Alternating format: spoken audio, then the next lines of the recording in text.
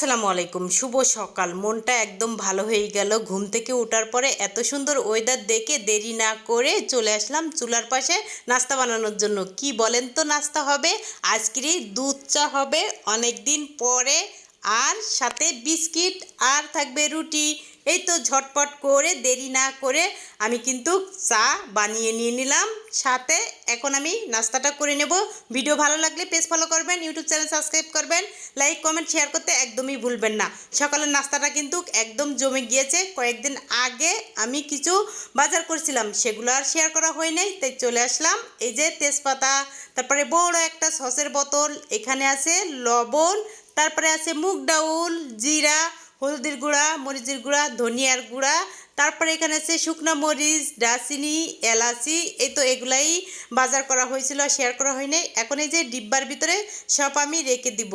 হলুদ, মরিচ, ধনিয়া আমি বাজারের থেকে গোটাটা কিনি, বাসায় এনে ধুই, শুকাই, তারপরে ভাঙাই খাই। কিন্তু এখন যেহেতু বৃষ্টি, এই জন্য আনলি তো আর শুকানো যাবে না, তাই মিলির থেকে এই তো কিনে আনলাম কিছু অল্প অল্প করি। আর এই তো এখন আমার কিন্তু সবই শেষ হয়ে গিয়েছিল।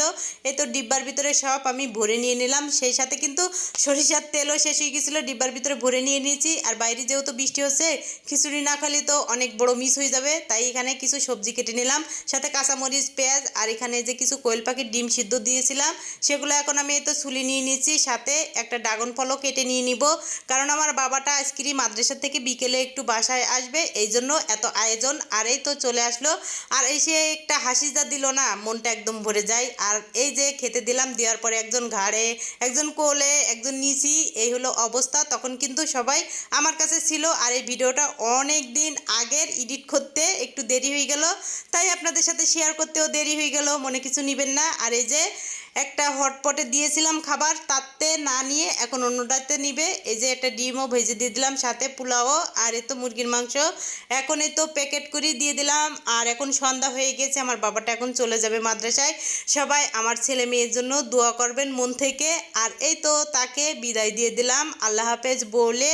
আর এই তো সে চলে যাচ্ছে, মনটাও খারাপ, কারণ একটু বাসায় আসলে মনটা খারাপ হয়ে যায়। তারপরে এই তো মাগরিবের নামাজের পরে আমি খিচুড়ি রান্না করার লেগে চলে আসলাম চুলার পাশে। এখানে গোটা গরম মশলা সরিষার তেলের ভিতরে দিয়ে দিলাম, সাথে কাঁচামরিচ, পেঁয়াজ একটু ভেজে নিয়ে নিব।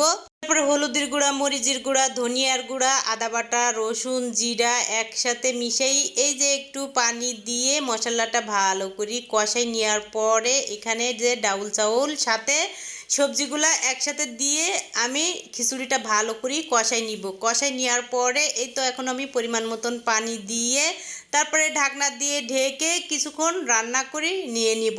এই তো রান্না করা প্রায় শেষ, একটু লেটকা লেটকা করব। আর খিচুড়িটা কিন্তু হয়ে গিয়েছে। এই তো আমি এখন খাওয়ার জন্য রেডি করতেছি। আমার ভিডিওর ভিতরে ভুল ত্রুটি থাকলে প্লিজ ক্ষমার দৃষ্টিতে দেখবেন। আর পুরো ভিডিওটা দেখার জন্য অসংখ্য ধন্যবাদ। এই তো আজকেরই রাতের খাবার আমাদের খিচুড়ি। আজকের মতন বিদায়, আল্লাহ হাফেজ।